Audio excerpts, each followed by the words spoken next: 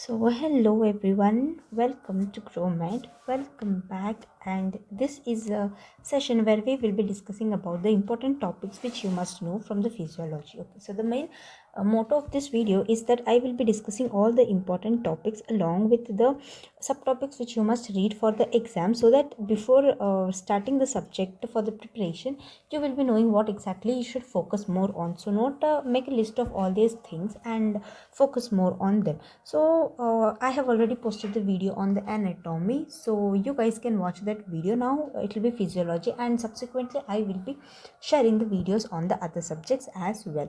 So see here, physiology. So the main first important topic from this one is the body fluid and the measurement. So body fluids mean what all you need to read is about the extracellular fluid and the intracellular fluid, its classification and how much does it accounts for. Like this accounts for the 40 total body water 60%, and then the 20% is the extracellular and the 40% in the ICF, and along with that questions are asked on the measurement, which is the uh, dye method you will be using any dye method. So it is called as a dilution dye method, and for various fluids you will be using various dyes. Like for example, for the ECF you will be using this sodium thiosulfate and other things, various other dyes. And for this the plasma, then you will be using the iodinated something like this, and all those things. If you want those, I have a PDF of the important things which all you must know, but that PDF is paid, so you guys can take it, and if you want it you can message me on the Telegram channel. Okay, so that one. Then see, this is about the body fluids and the measurement which you must know. Then moving on to the cell membrane. So the important things which you must know from the cell membrane is that it's a structure. What all structure it is made up of? The lipids, which all lipids comprises the cell membrane, which all proteins, the type of the proteins, the integral proteins, the peripheral proteins, those, and along with that what is the function of this cell membrane, all these things you must read it down. Then molecular motors. So these are the kinin and the dynesin. The questions are asked on this one, so I have included that topic in this one. So read about these proteins, the structure and what function it does. Okay, then cell junction types. So there are various types of the cell junction, like the gap junctions which help in communication, then the intracellular connections like the desmosomes, the hemidesmosomes, then about the cell adhesion molecules. So all these things will be coming under the cell junction types, and you need to read about all those things. Like the gap junctions, they are made up of the connexins, and the hemidesmosomes and the desmosomes. These help in the they are connected to the basal laminas, and they help in exchange of the materials between these cell. And another kind is this zona occludens, which is a tight junction. So that also comes under this, the tight junctions. Then the cell adhesion molecules, which are the integrins and the cadherins and immunoglobulins. So all these things come under these cell adhesion molecules, so you need to read all those things. Then transport across the cell membrane. So this is about the diffusion, what all comes in the diffusion. Then the osmosis, how the substances are traveled across the cell membranes. Like this is the cell, two cells. So substances are usually going to the diffusion, means from the low concentration, from the high concentration to the low concentration. So this one is the diffusion. So you need to read about the diffusion, the definition, and some of the formulas on it. Okay, so this is about the brief discussion on what all you must read. Then moving on to the nerve fibers. So this is also an important one, frequently asked in the exam. So nerve fibers, the types of the nerve fibers, which are the A, B, and C. The A is again classified into alpha, beta, gamma. So you have to read all these things, and the location and the function, what kind of sensation does these nerve fibers carry? So it is an important one. Then moving on to the muscle contraction. So you need to know the contraction of the skeletal muscle as well as the smooth muscle, because both are having a different mechanism.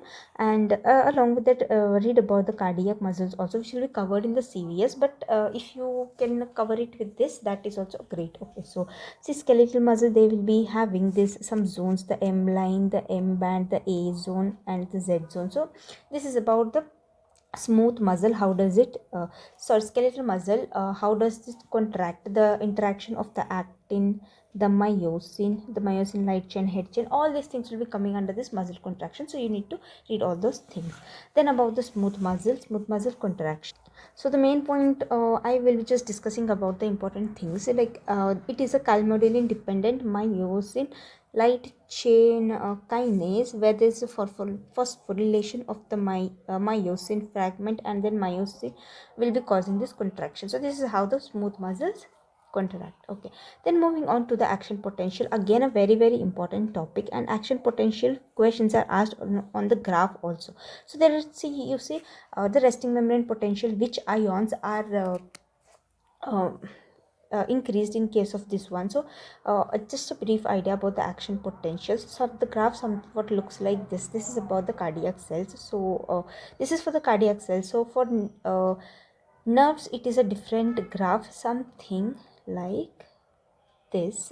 It comes something like this for the nerves, and for the skeletal and well as the smooth muscle, it comes different. So the things which you must know in this action potential are the phases. In what phase what thing will be occurring, like the phase 1, the sodium influx, the sodium outflux, the calcium influx, something like that. So all those things you must read from this action potential. Okay, then the spinal pathways. So spinal pathways, which are the ventral and the dorsal, which is the anterior and the dorsal pathways, so and the lateral pathways. So the location, the image based question can be asked on the location. So have a look at the images and the function, which type of fibers does this anterior carry, what sensation does the anterior carry, what sensation this dorsal, the posterior column carries, and the lateral column, which kind of it carries. So all these things are important.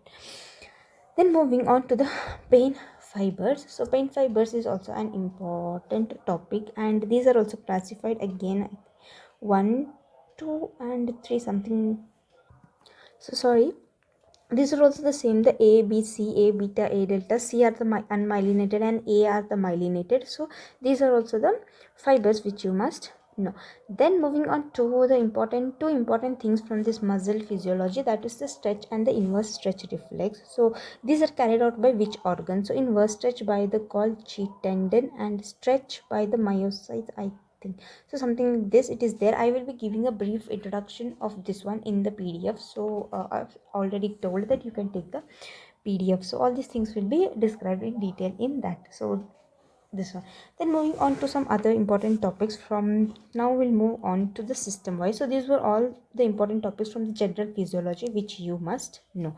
Okay, then sleep cycle, a very important one. In this you will be reading about the stages, the REM, resting eye movement, and the non-resting eye movement. The rapid eye movement. The REM stands for the rapid eye movement. So rapid and non-rapid eye movement, the stages. So it is again classified into 1, 2, 3, and this one comes on the 4th stage. So what all happens in these stages and which waves? See, the sleep cycle also, there are various waves, the alpha, beta, delta waves. So which wave is predominant in which phase, that all you must read. Okay, then the graph can also be asked, so have a look at that graph also. Then hormones are very important topic. Note it down. You will be definitely getting 2-3 questions from these hormones, because in the recent exam also they have been asked the questions on the hormones. About this, I think oxytocin, they had asked that it will help in the breastfeeding. Then another one maybe on the LH and the FSH, something like this. So oxytocin, LH, FSH, these are the must which you must know. You need to read about the hormone, all the hormones, the functions, what all it does, then from where they are coming. Like from the pituitary they are coming to the hypothalamus, and the hypothalamus will be sending signals to this particular organ like the thyroid, the TSH, then T3 T4 will be coming, then for the ovary for the estrogen progesterone, then the liver, sorry, not liver, the kidneys for the vasopressin. So like this, these all things, the oxytocin, all these things will be coming from the pituitary to the hypothalamus to the various particular organs. So this is the pathway which you must remember. Along with that, the regulation, how are these regulated, because the LSH and the FH regulation is very important, because these will be giving the estrogen and the progesterone. So when these levels will be increased, so it will inhibit the release of these stimulating hormones. So this is how all the system works. So this physiology is very very important. So this comes in integration with a lot of subjects also, like the OBG I have already discussed. Then it can come in medicine also for various these like the diseases which are occurred because of this. Then in the pharmacology, because we will be using some certain drugs which will be acting on this system to stop the secretion. So all these things are very important. The hormones, so read everything related to the hormones. The endocrine physiology is a must which you can't miss. Then from the stomach, from the GIT, read about the cells of the stomach and the function, and look at the image as well, because they can give an image of the gastric pit, and they will mark some cell, and they will ask what is the function of the cell or what enzyme is this secreted. So questions have been asked like this. So or clinical case based question can also be asked. So cells and the cells which are present in the stomach, the location as well, function and the location where they are present. Then digestive enzymes. So the digestive enzymes like the pancreatic juice, the components of the pancreatic juice, the saliva, what all are content in the saliva. Saliva is the first which will be acting on, and what the saliva does to the food, what the pancreatic enzyme does to the food, then the biliary juices, the bile, the components of it, and where does it act, and what is the function of this. All these things are important, okay, because the questions are asked on this formation of the pancreatic juice, the trypsin, the chymotrypsin, how does it form, what groups are attached to it. These have been asked in the exam.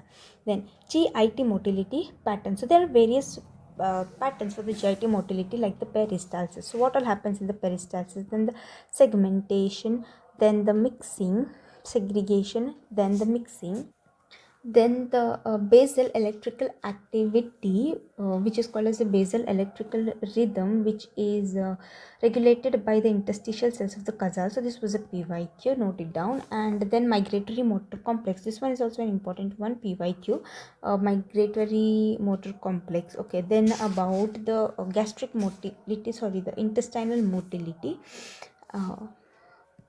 how does it occur, and which all ions are important in it, the calcium which will help. So how does this mechanism work? All these things are very important, the GIT motility. So question was asked on the peristalsis, and the segmentation image based question was asked, okay, and this one was also PYQ. So here look at here, by discussing the important topics only, I have told you like 5-6 MCQs which have been come from the topic. Okay, then moving on to the next, ECG. So what all you must read in the ECG?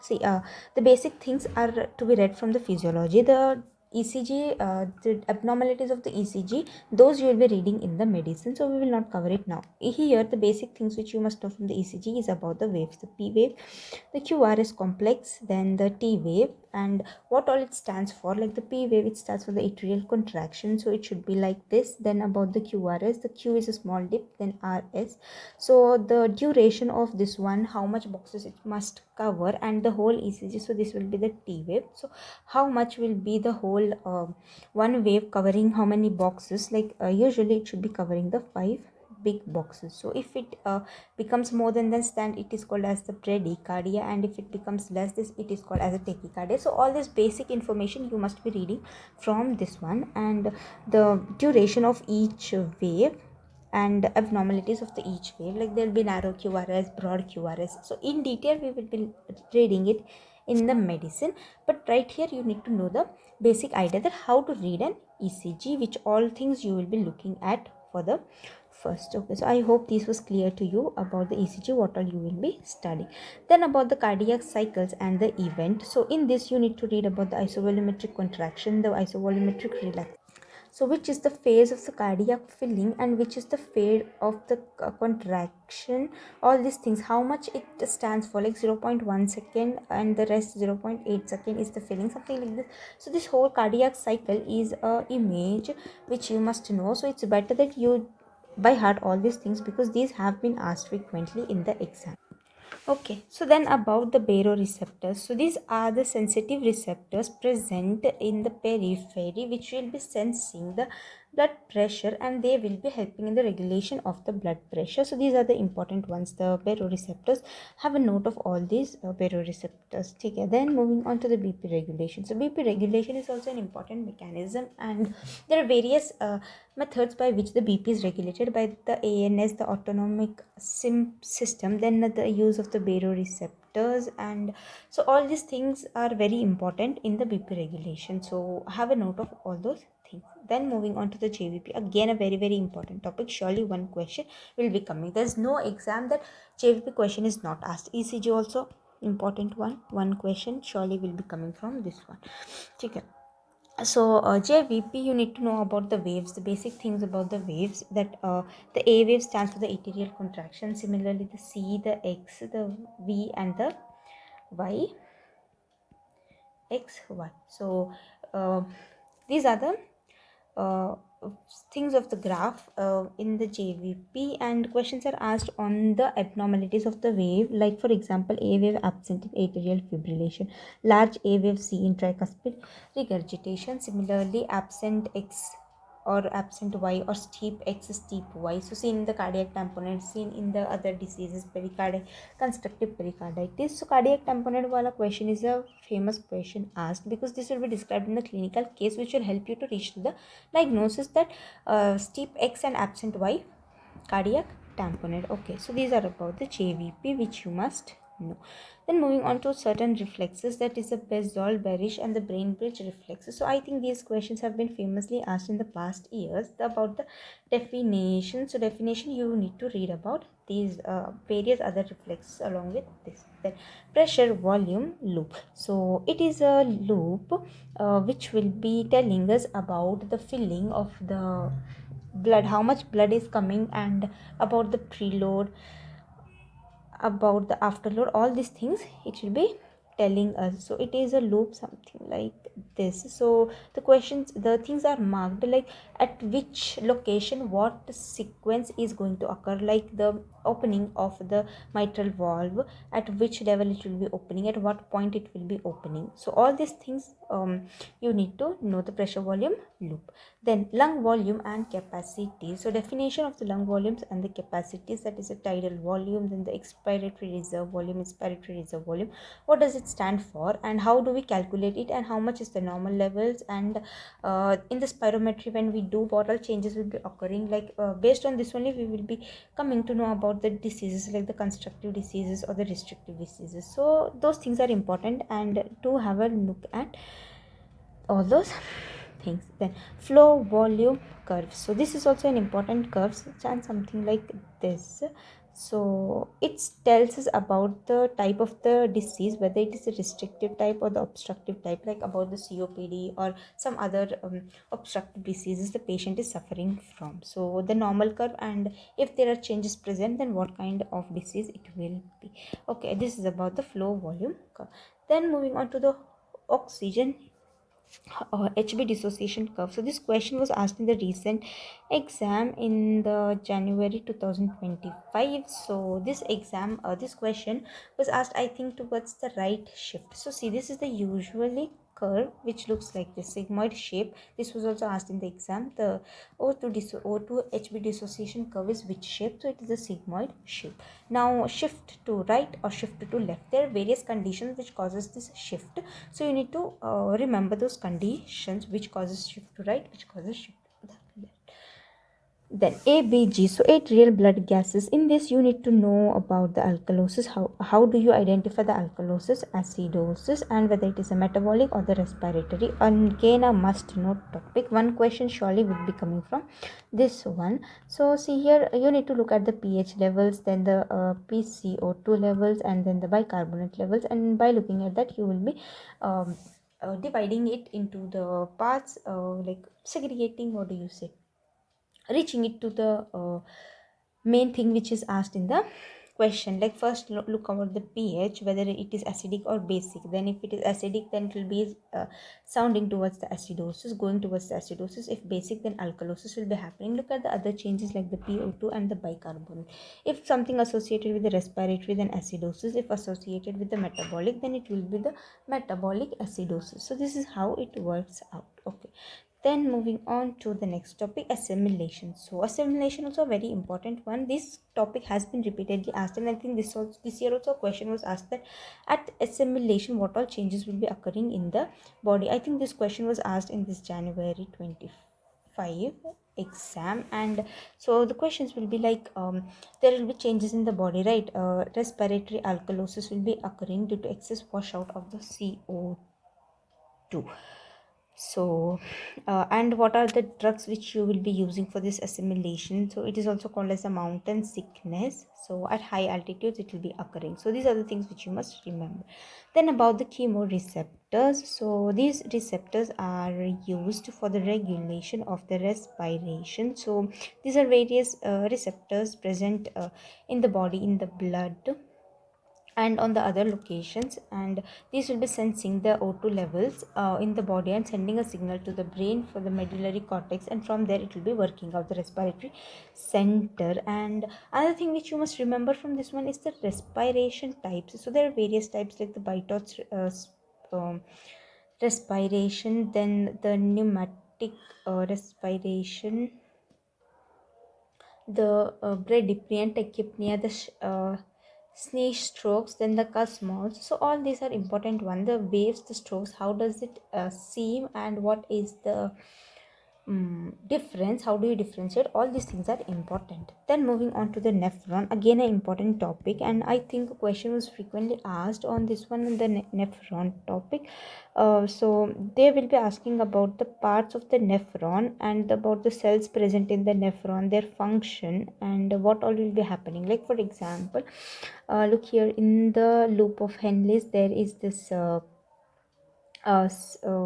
what loop diuretics will be acting on it, the channel which is present, the sodium chloride channel, nkcc nkcc channel. So sodium potassium chloride channel, that when the questions are asked, or questions are asked on the collecting duct, which cells are present, and what is the function which is absorbed, which substance is absorbed from which part. So all these questions are asked, okay, from the nephron. And so as the cells in the kidneys, so there are various cells in the kidneys, the erythropoietin, which are the cells which give the erythropoietin, those cells.